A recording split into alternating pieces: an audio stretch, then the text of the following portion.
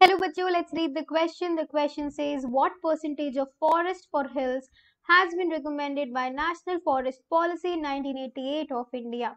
Option 1 33%, option 2 67%, option 3 19.4%, option 4 23%. सबसे पहले question का की कॉन्सेप्ट समझ लेते हैं। क्वेश्चन में किस बारे में बात हो रही है? हम लोग बात कर रहे हैं about the national forest policy. तो ये नेशनल फॉरेस्ट पॉलिसी है, ये कब आई थी? ये आई थी 1988 में। एंड इसका जो मेन एम था, मेन जो फीचर था वो था प्रोटेक्टिंग रोल था। किसको प्रोटेक्ट करना था? ऑफ कोर्स फॉरेस्ट को प्रोटेक्ट करना था, ट्रीज को प्रोटेक्ट करना था।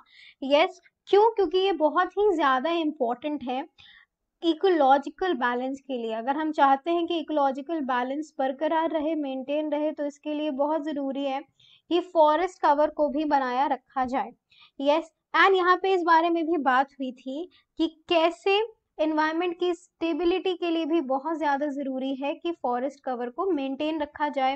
एज वेल एज अगर हम चाहते हैं सस्टेंस, जितने भी लाइफ फॉर्म्स हैं उनका अगर हमें सस्टेंस चाहिए तो उसके लिए भी इट इज इक्वली इम्पोर्टेंट कि नेशनल फॉरेस्ट पॉलिसी हो, चाहे वो एनिमल्स हो, चाहे वो ह्यूमंस हो, चाहे प्लांट्स हो, सारे ही लिविंग बींग्स के लिए क्या चीज सबसे ज्यादा जरूरी है? फॉरेस्ट कवर जरूरी है, क्योंकि हम फॉरेस्ट पे काफी ज्यादा डिपेंडेंट हैं for each and every thing. So यहाँ पे इस बारे में फोकस किया गया था एंड इसके अंदर ये रिकमेंडेशन दी गई थी कि जब हम लोग बात कर रहे हैं हिल्स की, तो अराउंड हिल्स में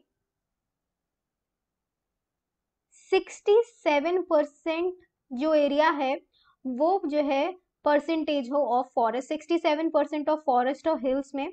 वहीं जब प्लेन्स की बात हुई थी तो ये रिकमेंडेशन थी कि अराउंड जो 33% एरिया है वो रहे किसका पार्ट? वो रहे पार्ट ऑफ द प्लेन्स। तो यहाँ पे ये चीज डिसाइड हुई थी अंडर दिस। सो जब हम आंसर की बात करते हैं तो 33% answer will be wrong, 19.4 will also be wrong, and 23% will also be wrong. So the final answer for the question is option number 2, 67%. So आपसे पूछा जाए what percentage of forest for hills has been recommended by National Forest Policy of India, answer will be option 2, 67%. I hope you understood the question well. Thank you. Best of luck.